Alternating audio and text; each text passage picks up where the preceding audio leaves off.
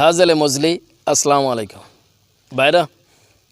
আল্লাহ রসুল যখন তাইফবাসীর কাছে চলে গেলেন দাওয়াত দেওয়ার জন্য, তাইফবাসীর আল্লাহ রসুলকে এমনভাবে আঘাত করলো, পাথর ছড়িয়ে মারলো, ইট পাটকেল যে যা পাচ্ছে আল্লাহ রসুলকে আঘাত করতে রাখলো। আল্লাহ রসুলের সমস্ত শরীর থেকে রক্ত বাইর হতে লাগলো। এমনকি আল্লাহ রসুলের সমস্ত শরীর ব্যাপক ক্ষতির মধ্যে পড়ে গেল। আল্লাহ রসুল আর হাঁটতে পারছে না, কি কষ্ট। তারপরও আল্লাহ রসুল একবারও বদদুয়া দিলেন না। আল্লাহ রসুল আস্তে আস্তে আস্তে আস্তে তাইফবাসীর ওইখান থেকে আস্তে আস্তে আস্তে আস্তে এসে একটা আঙ্গুর বাগানের ভিতরে শুয়ে পড়লেন, আর হাঁটতে পারছে না, ক্লান্ত হয়ে গেলেন, সমস্ত শরীর রক্তাক্ত অবস্থা, সমস্ত শরীর থেকে রক্ত ঝরছে। ওই সময় আল্লাহ তাআলা জিবরাইল আমিনকে পাঠিয়ে দিলেন, যাও আমার বন্ধুর কাছে চলে যাও, আমার বন্ধুকে বলো উনি যদি এখন অর্ডার করে তাহলে এই তাইফবাসীকে তুমি ধ্বংস করে দিবে। জিবরাইল আমিন আল্লাহ রসুলের কাছে আসলেন, এসে বললেন, ইয়া রাসূলুল্লাহ, আপনার এই করুণ অবস্থা দেখে আমি জিবরাইল, আমাকেও খারাপ লাগছে, আল্লাহ তাআলাও কষ্ট পাচ্ছে, আল্লাহ তাআলা অসন্তুষ্ট এই তাইফবাসীর পরে। ইয়া রাসূলুল্লাহ, আপনি শুধু একবার অর্ডার করেন, আমি এই তাইফবাসীকে উল্টায় দিব। আল্লাহ রসুল বলেন, জিবরাইল, আমি যদি এই তাইফবাসীদেরকে বলি যে তুমি তাদেরকে উল্টায় দাও, তারা যদি এখন নিহত হয়ে যায়, তাহলে আমি এই দাওয়াত দিব কাদের কাছে? দেখেন বেড়া কি বিষয় এখানে। আল্লাহ রসুল বললেন, জিবরাইল, তুমি যদি তাদেরকে নিহত করে ফেলো, আহত করে ফেলো, তাহলে আমি কাদের কাছে এই দাওয়াতের বাণী পৌঁছাবো? অথবা এটা আমি পছন্দ করি না। জিবরাইল চলে গেলেন। এই মর্মন্ত অবস্থা দেখে আল্লাহ রসুল এই আঙ্গুরের বাগানের ভিতরে শুয়ে পড়লেন। ওই সময় ওই বাগানের মালিক ছিল উতবা। তিনি ওইখানে দেখতে পেলেন যে ওই আঙ্গুর বাগানের ভিতরে মুহাম্মদ অসুস্থ অবস্থায় আছে। কারণ উতবা তো আল্লাহ রসুলের বংশের লোক, আল্লাহ রসুলের পরিবেশের লোক। উতবা তো আল্লাহ রসুলকে চিনে। উতবার একটি ক্রীতদাস ছিল, তাকে ডাকলেন, বলেন, হে ক্রীতদাস, এদিকে এসো। ওই দেখো আঙ্গুর বাগানের ভিতরে একজন লোক অসুস্থ। ওই লোকটি কত ভালো লোক, আজ ইসলামের দাওয়াত দেওয়ার জন্য আহত হয়ে গেছে, অসুস্থ হয়ে গেছে, যাও যাও এক গ্লাস আঙ্গুরের রস তাকে দিয়ে এসো। এই ক্রীতদাস এক গ্লাস আঙ্গুরের রস ওইখানে নিয়ে গেলেন মুহাম্মাদের কাছে, গিয়ে বললেন, এই আঙ্গুরের রসটা আপনি খেয়ে নেন। তখন ওই এক গ্লাস রস যখন আল্লাহ রসুলের কাছে দিলেন, আল্লাহ রসুল প্রথমে বিসমিল্লাহ বলে আঙ্গুরের রস খালেন। এই পথে এই লোকটি জিজ্ঞাসা করলেন যে আপনি কী জন্য একটি শব্দ ব্যবহার করলেন?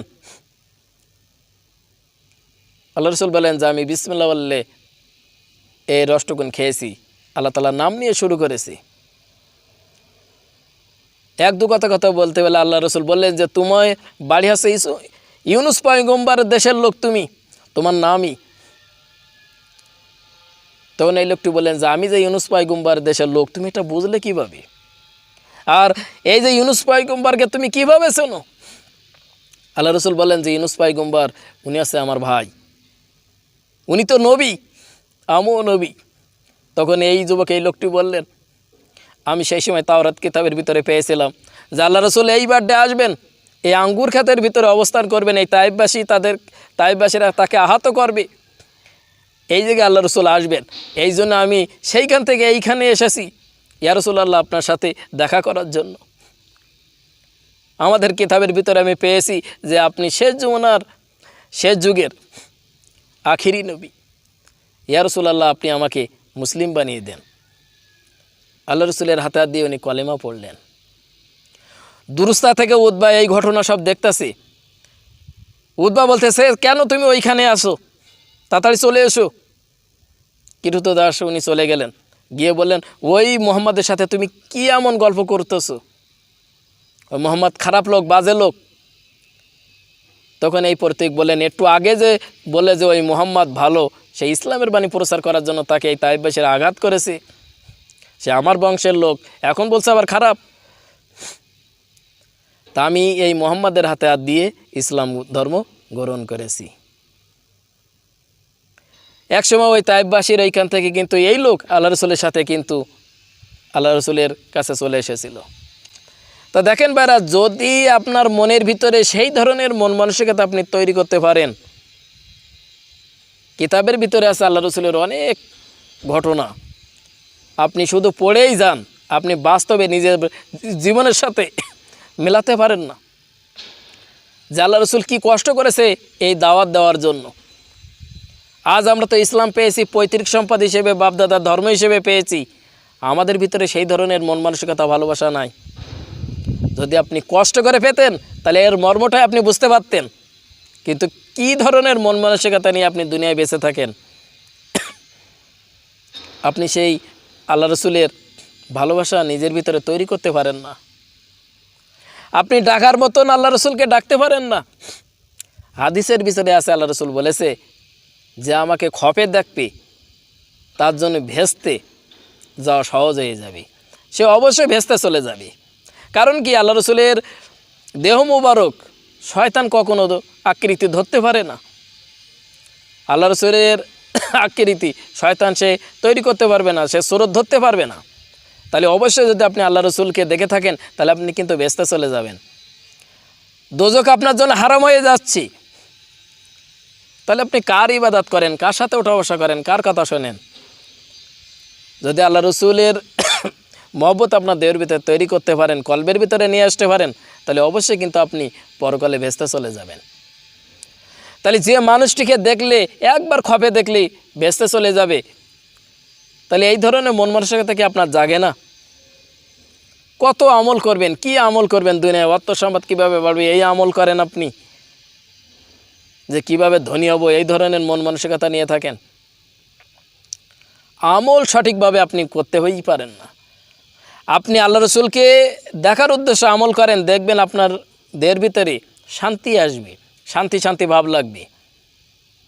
দেখবেন যে ইসলাম আপনার কাছে নিকটতম হয়ে গেছে।